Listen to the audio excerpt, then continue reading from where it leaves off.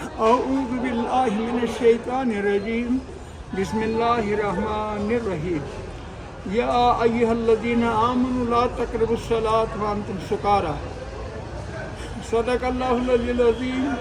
وصدق رسول النبی الکریم ونحن علی ذلک من الشاہدین والشاکرین والحمد للہ رب العالمین۔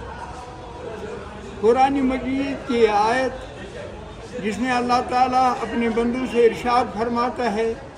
اے ایمان والے لوگو لا تقربوا الصلاۃ، اس وقت آپ نماز کے قریب ہی مت جاؤ، وانتم سکارى، جب آپ جنون کی حالت میں ہو، نشے کی حالت میں ہو، پاگل پنی کی حالت میں ہو، اس وقت آپ نماز کے قریب ہی نہیں جا سکتے۔ جہاں تک نشے کا تعلق ہے،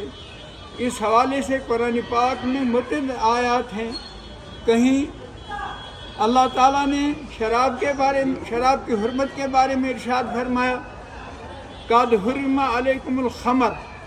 تحقیق تم پر شراب حرام ہے۔ اسی طرح سے وہ تمام چیزیں جو نشاور ہیں، اسلام نے اس کو منع کیا ہے، حرام کیا ہے۔ لہذا اس حوالے سے یہ بات واضح کرنا ضروری سمجھتا ہوں۔ میں کئی سالوں سے اس موضوع پر گفتگو کر چکا ہوں۔ سری نگر میں بھی ایک سیمینار میں بولنے کا موقع ملا ڈرگس کے متعلق، وہاں پر بھی یہ بات میں نے واضح کر دی کہ جہاں تک والدین کا تعلق ہے، ہم کہتے ہیں کہ بچے نشے کے عادی ہو گئے ہیں، لیکن اس میں سب سے بڑے ذمہ دار جو ہیں وہ والدین ہیں بچوں کے۔ قُوا أَنفُسَكُمْ وَأَهْلِيكُمُ النَّارَ، اے مومنو تم اپنے آپ کو بھی اور اپنے عیال کو بھی جہنم کی آگ سے بچاؤ۔ تو سب سے بڑی ذمہ داری والدین کی بنتی ہے، وہ اپنے بچوں کو اس نشہ کی لت میں جانے سے پہلے انہیں سمجھائیں کہ یہ اچھی بات نہیں ہے، اور اس کے لیے سب سے بہترین نسخہ یہ ہے کہ اپنے بچوں کو دین کی تعلیم دیں، قرآن مقدس کی تعلیم دیں، احادیث رسول صلی اللہ علیہ وسلم سے آشنا کیا جائے۔ جب بچے خود ہی قرآن مجید کا ترجمہ پڑھیں گے تو وہ سمجھ جائیں گے کہ اسلام میں اس قسم کی کوئی گنجائش نہیں۔ لیکن سب سے بڑی وجہ جو ہے اس نشے کی وہ یہ ہے، ہم قرآن پاک سے دور ہیں، ہم جناب رسول اللہ صلی اللہ علیہ وسلم کی تعلیمات سے دور ہیں، ہم صحابہ کرام کے کردار سے دور ہیں۔ لہذا اسی لیے معاشرے میں یہ چیزیں پنپتی ہیں، کیونکہ گھروں میں اسلام اس قدر نہیں ہے جیسے ہونا چاہیے، یا والدین اپنی ذمہ داری کو نہیں سمجھتے ہیں